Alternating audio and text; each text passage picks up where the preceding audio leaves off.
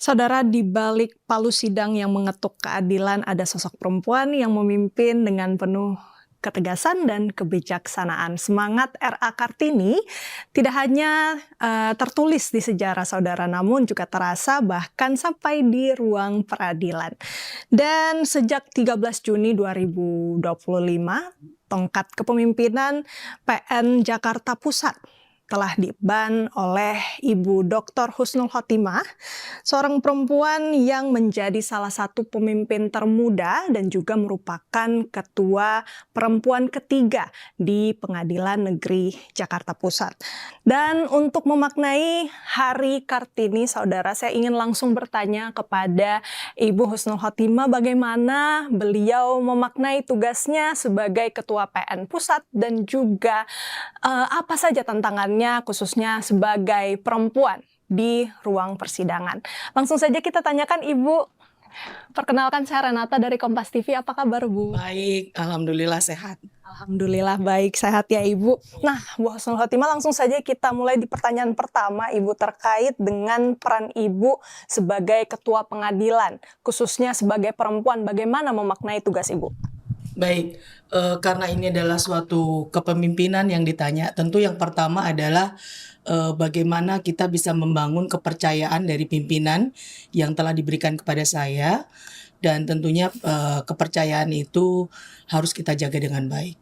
Selain kepercayaan dari pimpinan, tentunya ini juga tak lepas dari Tuhan Yang Maha Esa ya, yang telah memberikan kepercayaan itu, karena tidak mungkin sesuatu itu tanpa alasan ataupun apa yang diberikan kepercayaan itu tentunya harus kita jaga, karena apabila satu kali kepercayaan itu dirusak sudah tidak ada harkat martabatnya kembali. Jadi kepercayaan dari pimpinan serta kepercayaan kepada Allah Subhanahu wa taala itulah yang harus saya tegaskan gitu ya, atau saya kuatkan bahwa ini adalah kepercayaan yang tidak biasa dan harus saya pertanggungjawabkan baik dunia maupun akhirat.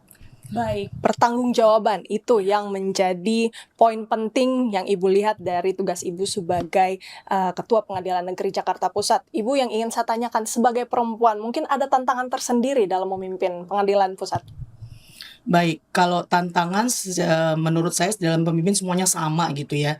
Jadi bagaimana memaknai sebuah satuan kerja itu dapat berjalan dengan baik, integritas dapat terjaga, pekerjaan juga dapat secara tertib dan bertanggung jawab dilakukan. Nah, di mana pimpinan itu hadir di sana? Tentunya kalau saya sebagai umat muslim memaknai dari sifat-sifat kepemimpinan Rasulullah, atau kalau di Indonesia kita juga punya Ki Hajar Dewantara gitu ya, di mana pemimpin itu berada. Misalnya pemimpin harus ada di belakang. Bagaimana saat di belakang apabila misalnya anaknya atau di bawah satuan kerjanya ada rasa timbul tidak kepercayaan diri padahal dia mampu, sehingga kita harus mendorong bagaimana pimpinan bisa membawa anak-anak kita yang akhirnya satuan kerja itu dapat berjalan baik dan berprestasi. Kemudian di tengah, bagaimana di tengah? Tentunya adalah merekatkan kekompakan, kebersamaan gitu ya, untuk menjaga satuan kerja itu bisa terlaksana dengan baik. Misalnya ada gap sana sini, tentunya kita di tengah harus bisa merekatkan persatuan dan kesatuan itu sendiri. Kemudian pada saat kapan kita berada di depan, tentunya itu adalah sebagai role model, sebagai contoh. Karena integritas itu pada prinsipnya adalah satu kata per satu perbuat. Terima kasih banyak Ibu Husnul Khotimah untuk kesempatannya. Selamat Hari Kartini Ibu, tetap semangat, sehat selalu ya. Terima kasih.